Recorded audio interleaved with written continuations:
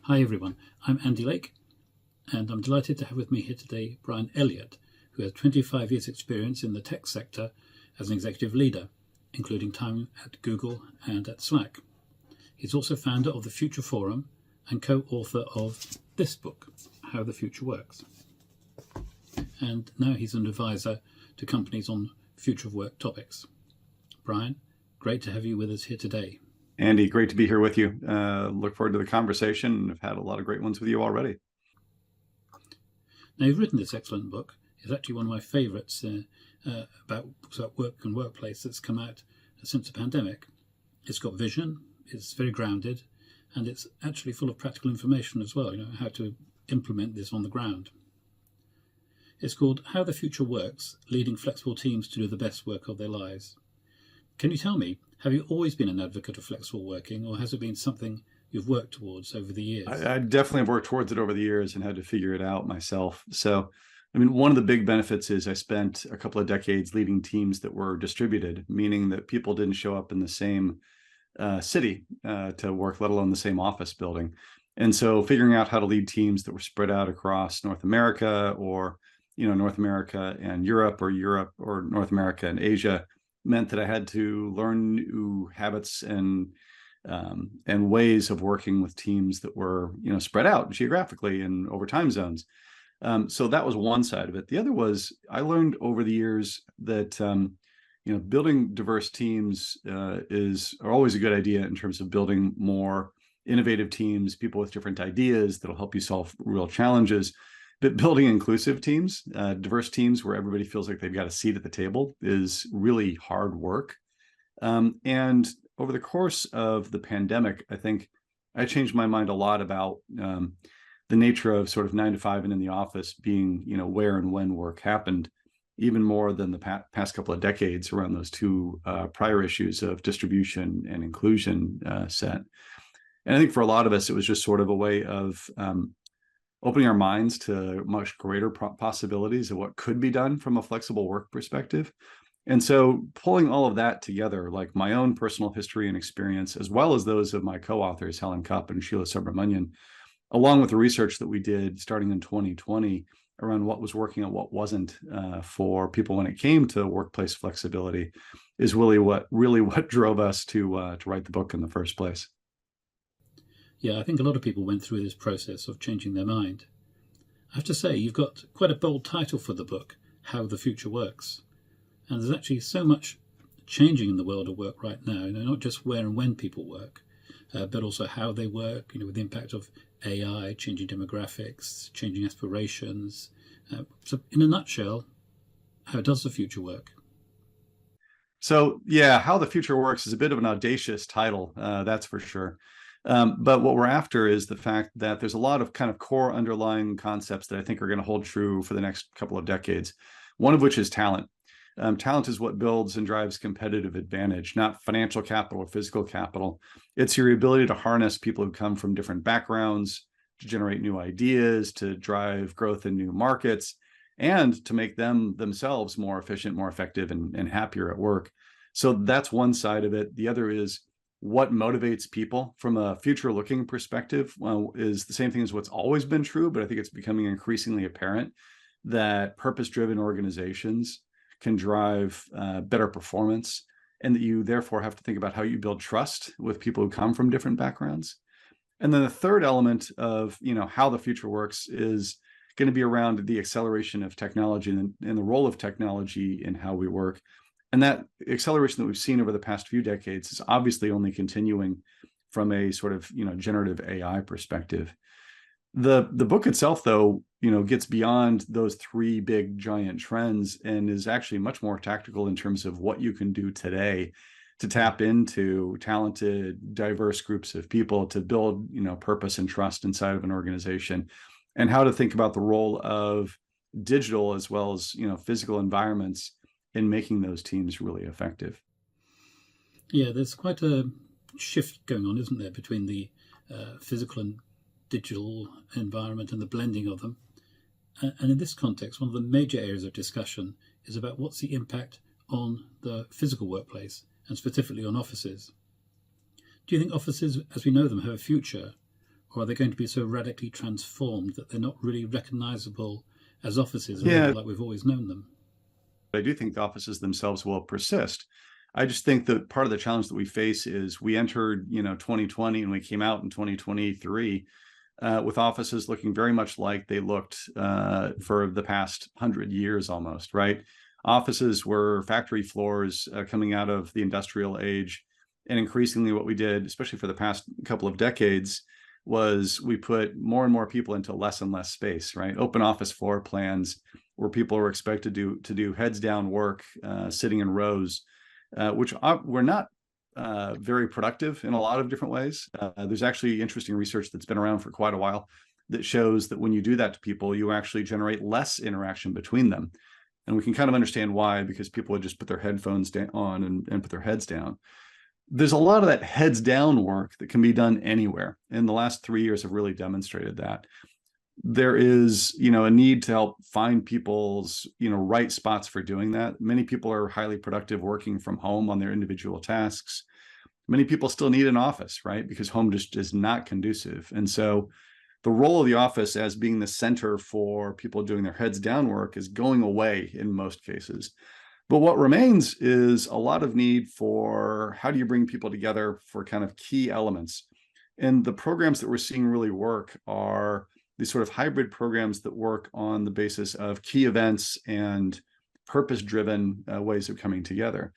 And for a lot of people, that actually requires an office or a regular place to come together and do that. And so if I am running a team that has a need to, on a regular basis, a couple of times a week, come together to solve hard problems and to do a little bit of socialization, then I still need an office, but I certainly don't need it 5 days a week on a 9-to-5 basis. And as a larger employer, I probably don't need the size of footprint that I had in the past. So the office is going to have to get redesigned, but it's going to be about much more interaction-oriented workspaces, much more flexible workspaces. And I think even our conception of an office as always being, a tall building in the city center is going to be reduced as well, because you've got the need for teams who are more distributed geographically to come together in more locations, which is going to mean that flexible working spaces should continue to rise as a tool that we use for those types of occasions. Yes, this is one of the key questions, isn't it? Why the office as a space to meet? If the purpose is socializing, there are many spaces which are better designed, better suited to that purpose in many cases. And if there are teams that only do come in occasionally, do you really need to keep a dedicated team space on them 5 days a week, or is it better to have some kind of bookable event space? Yeah, and you've seen a lot of organizations, it's easier for some than it is for others, is one of the things I'll also layer into this, which is, so Genentech research team that's in the book that we talked about, the R&D part of the organization has to be in an office because the office is a lab on a 3-day-a-week basis on average, but then you can do a couple of days a week of analytical work separately. Tech firms that are in the software business that don't have that same sort of physical need for interaction with products or necessarily even with customers are a very different type of organization. And we've seen a lot of organizations there shift towards models that are, how do we set minimum standards, for example? So Atlassian's one of my favorites because they've talked about the data underneath it, but they've shifted towards a model that says teams need to get together at least once a quarter. And the reason for that is that they see when teams do get together, it actually generates 4 to 5 months of increased employee engagement and goodwill within the team. Those quarterly gatherings, though, can be done either in an Atlassian office or in an offsite location or on a regional basis. And so you've got a lot more flexibility in the spaces that you use for doing that. And, those types of models, I think, are going to continue to grow over the next few years. Yeah, there is this, well, not exactly backlash, but a kind of, I think, clinging on to the past in terms of specifying the days that one should spend 2 or 3 days a week in the office. It doesn't necessarily fit with the rhythm of people's actual work. So I can see the attraction of the Atlassian kind of approach there. Yeah, and I have seen different teams take different approaches even within an organization, right? So I was with an organization last week where inside sales, junior salespeople who are on the phone on an everyday basis, making calls, the teams themselves decided that 2 or 3 days a week was actually the right answer for them, because they learned something from each other in literally overhearing conversations, right? Yeah. In being proximate to each other on a regular basis. And that type of dynamic is not unusual in that specific situation. So they may decide that 2 to 3 days a week for them is the right answer, where an engineering team in the same organization is definitely not doing that. Allstate, another big firm here in the US, big insurer, moved away from the large scale corporate headquarters a couple of years ago, and they support team level agreements. But even the teams themselves are very different within one function. So their marketing organization, for example, has marketing content designers who, similar to the inside salespeople, pick a 2 to 3 day a week rhythm that works for them, because that way they can see and touch, physical objects that they're playing with when they're thinking about visual design. But the marketing analysts, the folks that are doing the data, don't really need that on a regular basis. So instead, what they do is they have monthly gatherings that are a couple of days long, that are about the socialization, that are about the relationship building, as well as sort of lunch and learns and, continuing education type of opportunities. Well, I think there's also a side of things with teams where it depends on the openness to change. It colours what they want to go for. So, for example, we're seeing people saying you can do your focus work at home and you do your collaboration work in the office, but it's making lots of assumptions, about, that focus work is solo focus work, and whereas actually there's a lot of joint focus work goes on, especially in the tech sector. People have to work together on issues. Some are very good at doing that virtually, and they do things like co-creating products, documents, whatever. It's something that can be done and will make a difference to how you think about the need to be together in the same place. It's absolutely true. And like, I've seen this in a lot of different cases where, for example, designers will use, Figma as a tool for sharing, something that they're working on. And you can, share your screen. You can both be in the exact same document at the same time. Yeah. And it doesn't matter if you're sitting next to each other or if you're 1,000 miles apart. You're both actually in the same object, having a conversation about that object. What's more important, what I've seen more teams struggle with to some degree, is how do I find synchronicity from a time perspective, right? How do I actually figure out how we have those conversations and where they are? And that's one where things like core collaboration hours can come into play, right? So figuring out that with our team, 10 a.m. until 2 p.m., Monday through Thursday is when people are expected to be available, not just for meetings, but also for quick conversations, phone calls, Zooms, email conversations if necessary, so on and so forth. But by making sure that you've got blocks of time that are available for each other, that's when you can do the sort of synchronous work together, either live in person or virtually, in a lot of cases, just as well virtually as you could have done it in person. Yes, again, and it all depends on the team, doesn't it? Some may have more need of that, while for others, they're more out and about with customers and they won't be available for those core times. So having a blanket policy for the whole organisation isn't going to work for all the various different kinds of work that people have. One of the things we've done, for example, we did this at Slack. We talked about another concept, Focus Fridays, which was a no meetings Friday, but it was explicitly a no internal meetings Friday. Right. Because customers are going to have needs that they're going to call you for, and you're going to have to take the call if you're a salesperson or a support person, sometimes even if you're a product person, to address someone's issues. But at least you can control what you can control, right? Which is internally, here's how we operate and here's how we behave, which is really important when it comes to trying to drive, cohesive practices that span across functions in an organization. Now, there's a strong focus in your book on teams and team working, as the subtitle says. There's a view that good teamwork and collaboration is intrinsically tied to being in the same place. It's kind of what people call proximity bias. But how necessary is that actually? And what's the potential for building great teams on a substantially or even completely virtual basis? Or is there always need to have that place to go to? I don't think you need the place to go to, but I do think there is a bare minimum of getting people together that really is essential. So I actually think the best team that I ever worked on was the Future Forum team that we ran for about 3 years, where people were, geographically distributed across North America. And we got that team together at least twice, usually 4 times a year on a quarterly basis, where we would spend, 3 or 4 days together.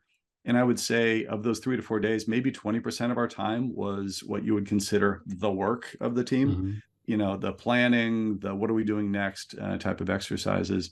The vast majority of it was socialization. It was relationship building. It was getting to know each other more deeply, making meals together, going for, pairwise hikes, either in the city or in the woods, because there is an element of like getting people together physically that speeds up that process of knowing and understanding one another. And that honestly also builds a little bit of positive goodwill and feelings of, having done something together that then lasts and persists for quite a while. So there's that side of it, but that team itself was also highly effective in between those times as well, in terms of whether it was new idea generation or solving complex problems. And so I don't think that you need the regular physical, get-togethers in order to do that. In fact, I've seen a lot of organizations that have sort of made a mess of this, to be honest, by saying things like, we need you back in the office 3 to 4 days a week to be with your team, when their own teams are not all together in the same city in the first place. They're more spread out than they were pre-pandemic. Yeah, I do think that you can run teams on a substantially virtual basis, but I do think there's a critical element of getting people together on some regular cadence. So the Future Forum team that I worked on was one that had a high degree of trust, really good at complex problem solving, very innovative. We got ourselves together 2 times a year, then 4 times a year when we could. And we spent that time, 3 or 4 days together, building social connections with one another, building trust with one another, getting to know each other, volunteer activities, eating meals together, and going deeper. That, I think, actually is an essential ingredient, because it just speeds up that process of building trust, of building collaborative teams. That said, there's plenty of evidence that you don't need to do that on an ongoing every week basis at all, and that you can continue to maintain those relationships really strongly. I think, if anything, we've got a problem that's the opposite, which is a number of organizations have come out with the sort of 3-day-a-week, 4-day-a-week mandate, and they've said it's because we want you to have time together with your teams. In those same organizations, many of them have actually flipped from being teams being mostly co-located in the same place to the teams being mostly distributed. Like Microsoft's number is 65% of teams are now distributed across cities. If you're saying to people, be back in the office 3 days a week to be with your team, but your team's not in the same city, it's going to ring very false. And that is just sending the signal that you don't trust them, as opposed to you're out for their, common good. Yeah, I think some organizations have done this with a kind of sigh of relief that they're not discussing this anymore, and hoping that things will evolve over time. Much better approach at this point, I think, because let's put it this way: as a senior executive, you probably have a much bigger set of problems on your hands than how many days a week someone's showing up in the office. You're much better off focusing on the outcomes of your organization and focusing on what's driving those outcomes, than sweating a minor matter of policy that's actually just kind of contrary to driving, positive engagement in your employees. Now, Brian, you meet people in many different organizations. What do you think are the top things that organizations and leaders are getting wrong at the moment about post-pandemic ways of working? What should they do to get it right? So a big part of this, I think, is Taryn Brim on my team termed it executive nostalgia, that a lot of leaders are looking back at, how they came up through the system 20 and 30 and 40 years ago, and that what made them successful must be the recipe for success for other people. And that one's wrong on a couple dimensions. Number one, the world around us has changed dramatically. Technology is just one aspect of it. So is the diversity of our workforce. And what worked for you may not work for a lot of other people. I think in particular, senior people who are saying we need people back in the office, 4 days a week, 5 days a week in order to be more productive. Most often those people are in a spot where they themselves are not a primary caregiver, probably have a fairly comfortable, home setup, et cetera. So that type of thinking can go a long way towards creating a lot of dissent in your organization. Another one that I hear on a semi-regular basis is this: nobody wants to work anymore, that younger generations aren't sufficiently motivated and hardworking. I recently dug up a piece that showed newspaper clippings going back in the US to 1894 with literally the phrase, "No one wants to work anymore," in the article, because it's a bit of an intergenerational trope that gets rolled out all the time. I think your problem more likely is, depending on the way that you're treating your employees, they may or may not want to work hard for you. There's the thing that I think everybody misses is the fact that trust is actually a much more important ingredient when it comes to people's productivity than where or when they work. There's tons of evidence showing that if people feel trusted by their leadership, they're much more likely to go the extra mile for their customers or for their compatriots at work. And if your signals instead are saying that we don't trust you as employees, people are much more likely to just shut down and do the basic bare minimum of the job. So I think that's a big part of what we're missing, is where we should be focused on building trust and having more transparent organizations aligned around, like solving complex problems and making our customers happy. We're unfortunately too often focusing on the sort of,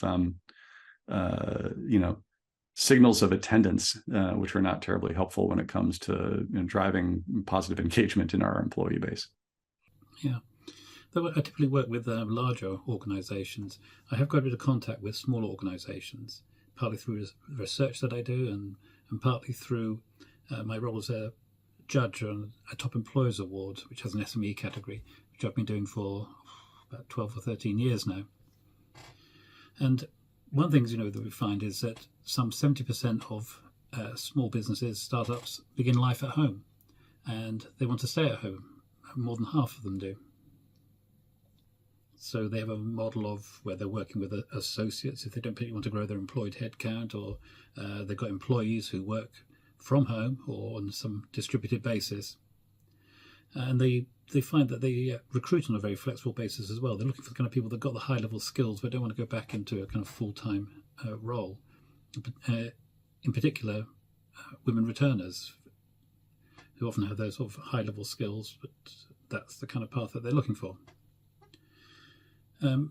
So these kind of organizations, they're embedding flexibility from the start, and they're not going to have that legacy mindset perhaps that you're talking about. And I'm wondering how that will pan out in the future as these businesses grow.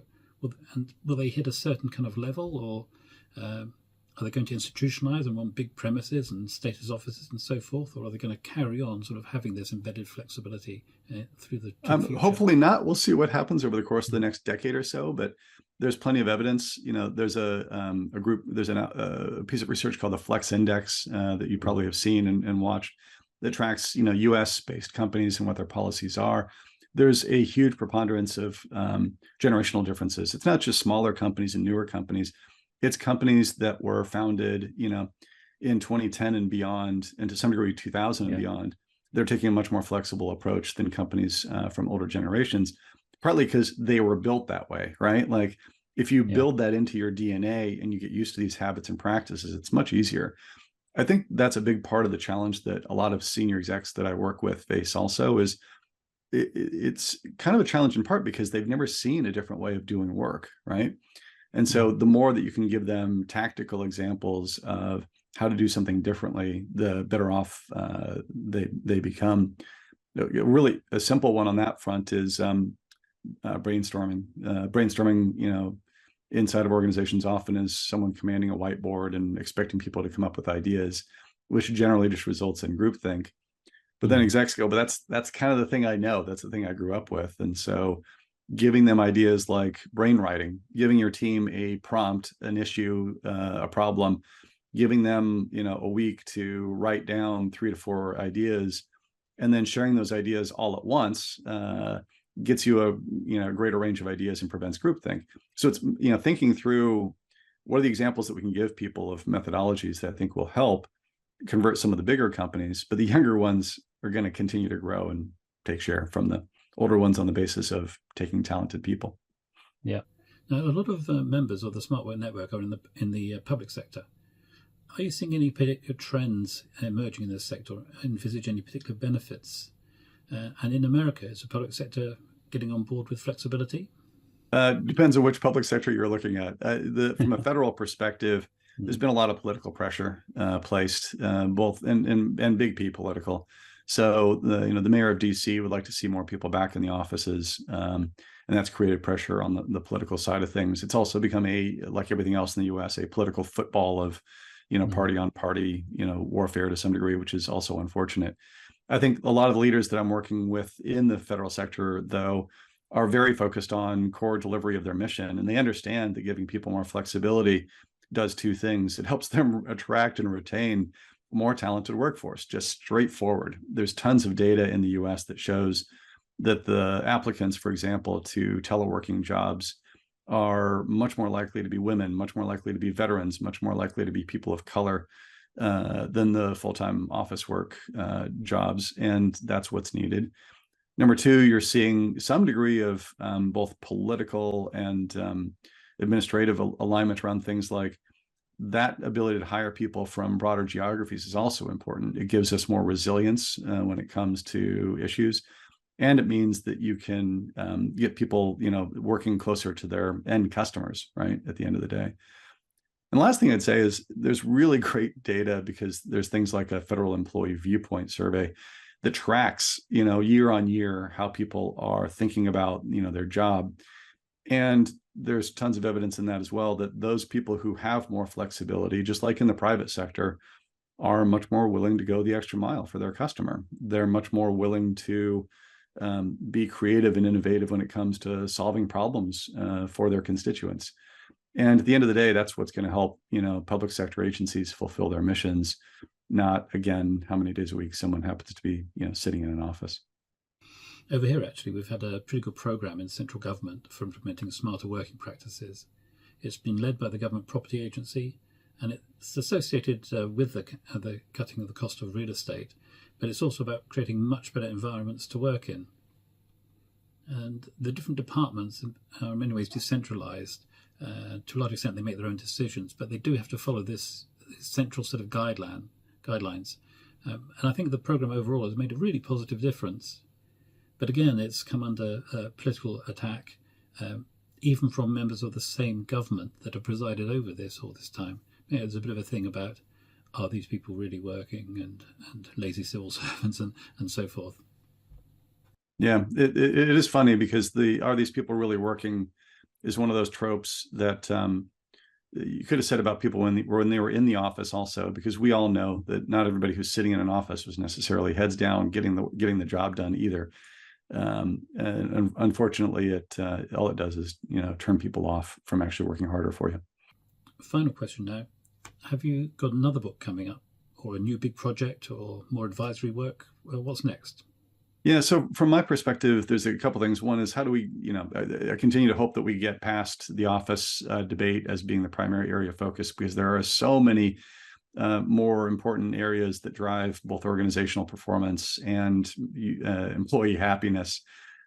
Things like trust and transparency. How do we use time and how do we use technology are all, more important, honestly, than workplace location. Time, trust, and tools are the three things that I'm continuing to focus on in terms of how it builds organizational outcomes. The other thing that's sort of looming out there, and that I've been doing some work on along with my friends at Boston Consulting Group, is frontline workers.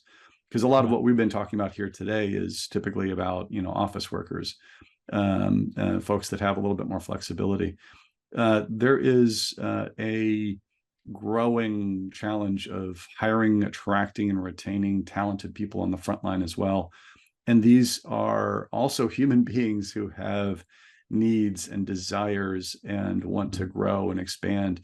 And so finding ways to think about, what does flexibility mean to that part of the world? How do we provide better managerial training for folks that are in that space? What does career growth look like, and how do we help those people from a frontline perspective do well and be happy, is actually also really important for organizational outcomes, and it's something that's been neglected for far too long. Well, that's actually quite a theme in my new book as well, because more than half the workforce don't work in offices, whether in production or customer-facing roles with patients or students or whoever. So how does flexibility work for them? So do we just have that kinds of traditional forms of time-based flexible working where you request a different working pattern? Or can we apply the smart working values of greater trust and autonomy and then see, and then think about how does flexibility interface with the changing nature of work, with AI and automation and so forth, which greatly affects how frontline workers work. I'm sure there'll be different career paths coming out of that, different skill sets needed, and it's a very fruitful area for exploration. Yeah, and it's a huge challenge, but it's also a huge opportunity from an employer perspective, because doing this is going to be a way to attract even higher quality employees and to get them to stay. Yes. Employee retention and frontline jobs is a massive challenge for a lot of organizations. Yeah. Well, it's been a great conversation, Brian. Thanks very much for joining us today. Let's keep in touch and see how it all goes. Sounds fantastic. Thanks, Andy. Appreciate being here.